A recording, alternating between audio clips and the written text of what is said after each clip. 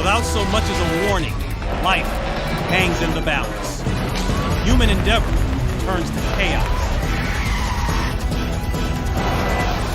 And within seconds, nothing will ever be the same. Ever.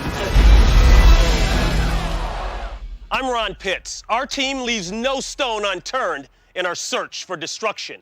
In Italy, a Le Mans racer comes within inches of another car as it cartwheels across the track. A military helicopter loses power and slices through the deck of a naval destroyer. A split second is all it takes for things to get destroyed in seconds.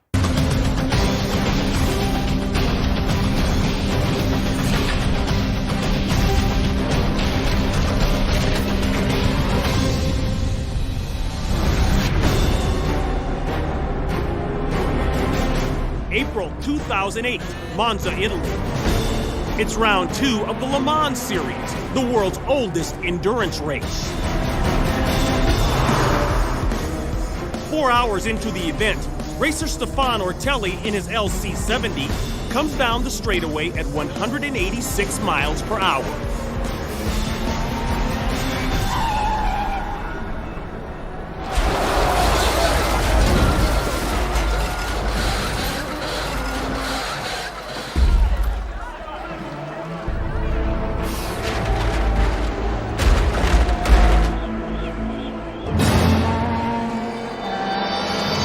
Ortelli in car number 5 speeds down the track.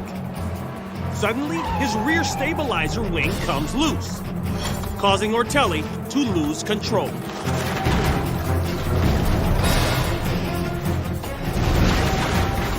The car rolls at least 6 times before coming to a stop.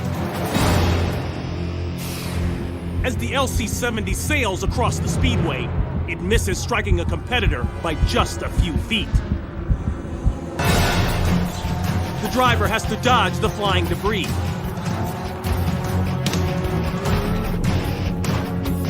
Crews rush in to check on Ortelli.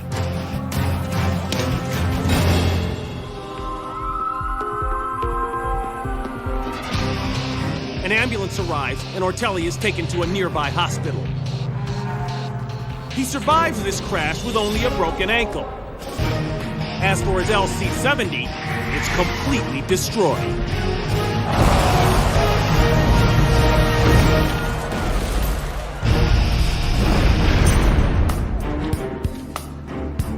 No matter what language you say it in, it's no secret that an open flame amid stores of fireworks is a dangerous combination. Just one act of carelessness can unleash chaos.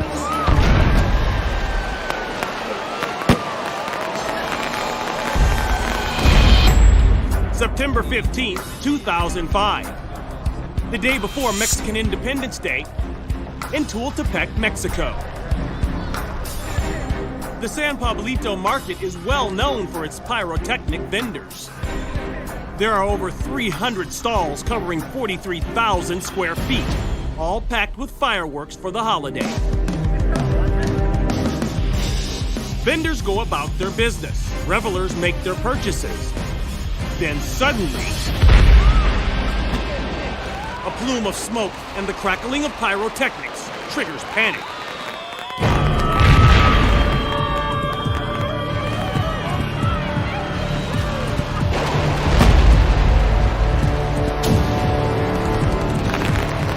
A cache of fireworks has ignited, setting off a destructive chain reaction.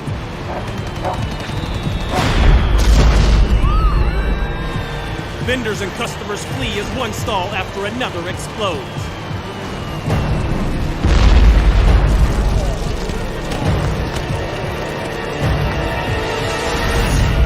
On site, fire crews quickly respond, but there's little they can do to stop the fast-spreading disaster.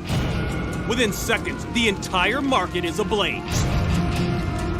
Backup fire crews arrive. Even bystanders chip in to help battle the flames. People scurry to save their vehicles from being rained on by flaming debris. 5 hours after it begins, firefighters bring the inferno under control.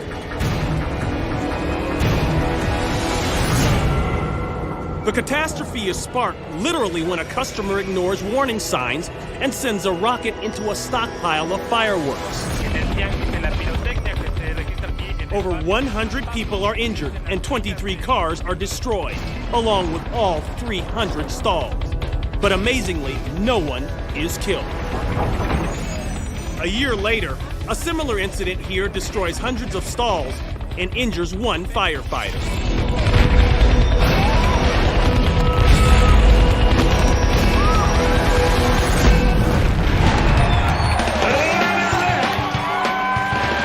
Known as the greatest outdoor show on Earth, the Calgary Stampede in Canada pits man against beast. Bull riders risk it all for the longest 8 seconds of their lives.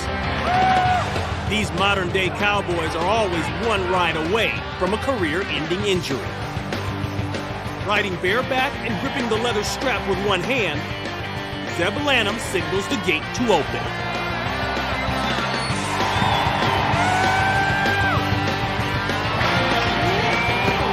Zeb is thrown to the dirt, but the bull isn't done with him yet.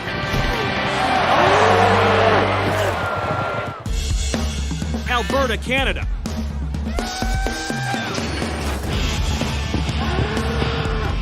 More than 20,000 spectators fill the stands at the Calgary Stampede.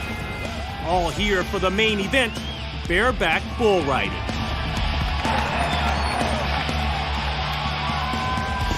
A small but strong Zeb Lanham mounts a notoriously mean bull named Wrangler's Rockstar.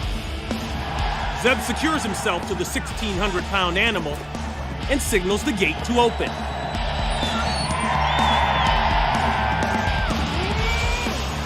It isn't long before Zeb is thrown and finds himself in Rockstar's sights.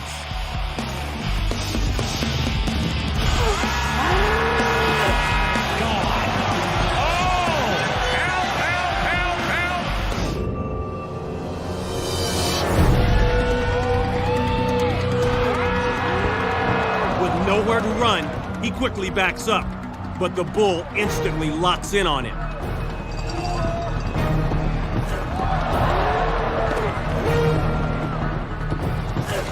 In one swift move, the massive head of Wrangler's Rockstar hurls Zeb roughly 20 feet into the air. Oh my Lord! That is a bad hit! Oh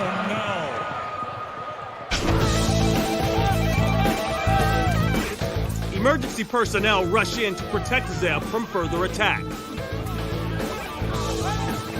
Rodeo clowns and wranglers direct the bull away. Zeb breaks several of his ribs and severely injures his wrist, doing what many consider the most dangerous sport in the world.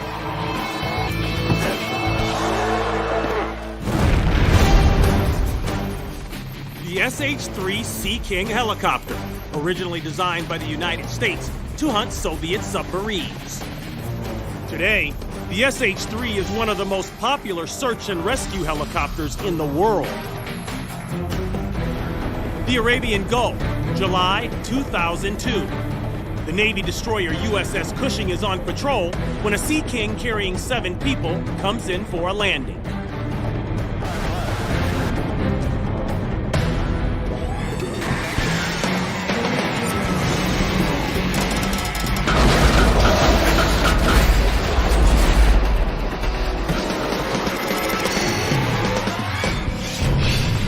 The helicopter approaches the landing pad on the stern of the destroyer. Without warning, its tail rotor loses power. The 9-ton aircraft spins out of control and slams against the deck of the ship. The tail breaks in two, and the main rotor blades shear off and fly in every direction. One strikes the deck, igniting a fire. Bathed in smoke, the Sea King tumbles over the side of the ship and into the water.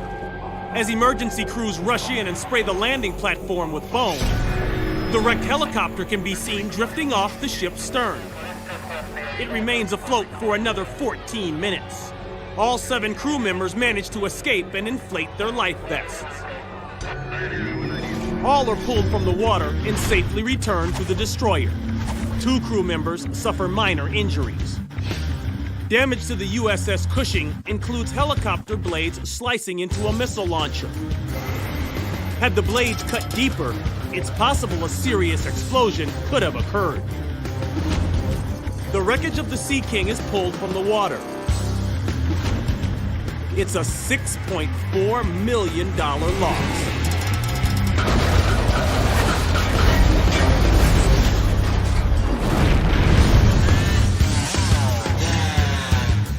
Appetite for Destruction, an adrenaline-soaked exhibition for motocross riders, BMX bikers, and skateboarders. While riding the dirt course, semi-pro freestyle rider Tracy Latham decides to attempt a stunt he's never tried before. A 170-foot long jump. It's a decision that will end his freestyle career forever.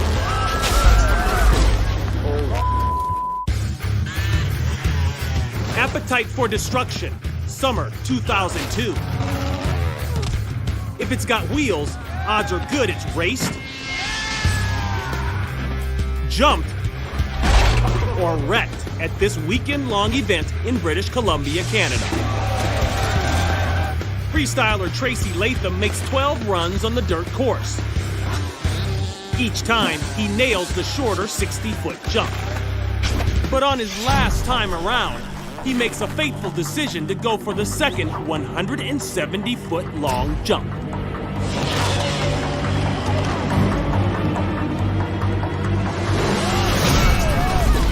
I'm not even looking at it!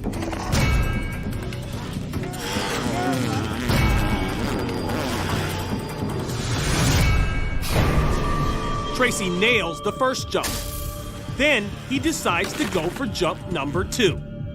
But he misjudges the ramp. He launches 5 stories into the air, much higher than he expects.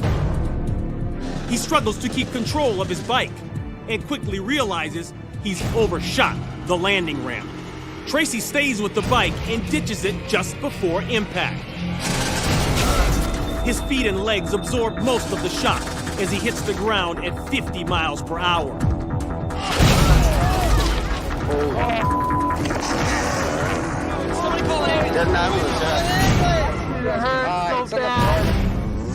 Tracy, it's okay, baby. Tracy's wife is one of the first people at his side. It's okay, lady. Paramedics arrive and tend to his injuries. All right, you can wiggle all these toes on this foot for me. EMTs straighten Tracy's shattered legs and put them in braces. Straight. Then he's rushed to the emergency room. Tracy feels fortunate that he wasn't paralyzed or even killed. But his list of injuries is extensive. Broke my femur in 3 different places, broke this femur in half, broke my fibula, my tibula, broke my fibula, broke my ankle, crushed that ankle, and shattered my foot. It's 7 months before he walks again. After his wipeout at Appetite for Destruction, Tracy gives up freestyling for good. June 11th, 2004. Oh, look at that dude. Storm chasers track a tornado through rural Iowa. No, I think it's gonna come this way. It's coming around that, see? Meanwhile, residents in a nearby house also keep an eye on the storm. It's trying to meet up with that one on the ground. As their camera rolls, the storm chasers capture the twister cutting through an open field, I'm gonna go way on the other side in case these poles come down. then barreling across a road.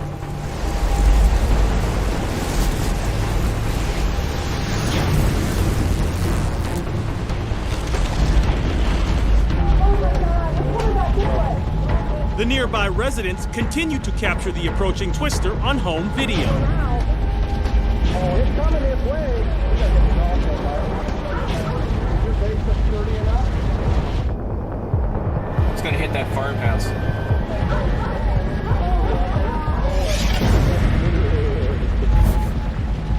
Look how it avoided us. It went south.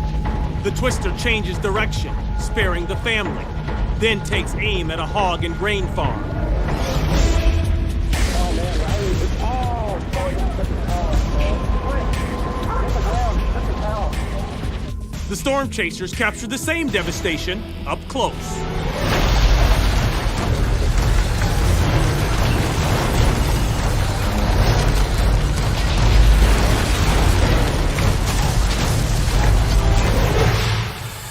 The white structure is the hog pen.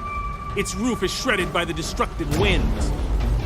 Nearby, the main house is torn from its foundation. Storage sheds are blown away. A grain bin is ripped from the ground and obliterated. Farm equipment and wreckage is scattered for miles in every direction. Although the National Weather Service designates the storm's strength as unknown, its brutal winds level virtually every structure on the farm. Fortunately, no one is injured or killed. 25 other twisters touched down that same day in Iowa. But nothing matches the destruction suffered by the hog farm. The cost to repair the property reaches over $500,000.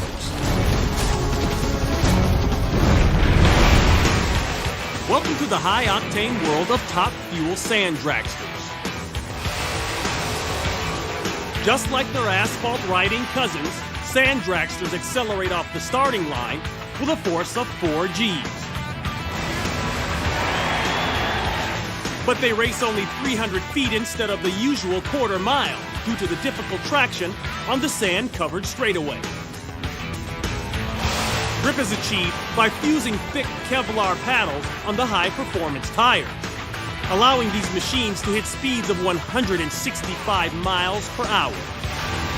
And just like racing on asphalt, once the light turns green, anything can happen. Man, what a ride!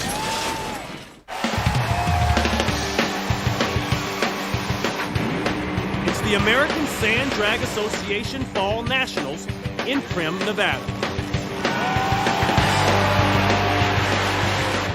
Top fuel sand dragsters can race the length of a football field on loose terrain in under 3 seconds. 8 massive cylinders and modified tires are needed to propel these land rockets across the finish line. In addition to brakes, drag chutes are deployed to help deliver a softer stop to these 1-ton machines. Pro racer Joe Betancourt has made it to the final round. When his competitor has to step out due to an engine problem, Joe prepares to do his run solo. He floors it.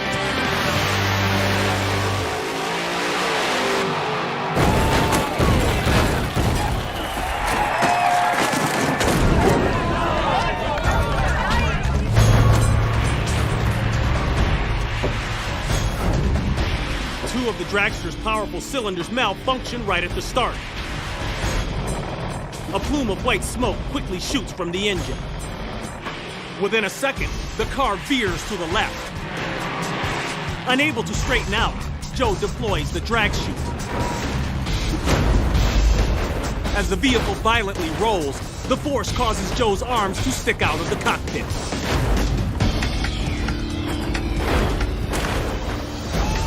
Joe flips his dragster over 7 times before landing upside down, ironically, mere feet from the finish line. Safety personnel rush over to upright the vehicle. Joe is released from the wreckage. To the crowd's delight, he stands up. Amazingly, his arms and hands are uninjured.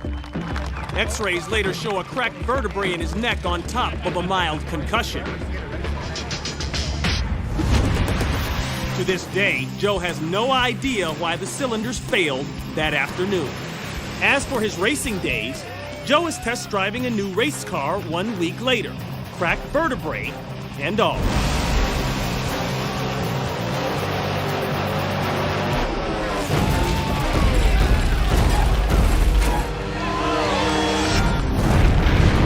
Forestville, Maryland. A fire crew responds to the scene of a gas leak in this strip mall. The situation appears under control until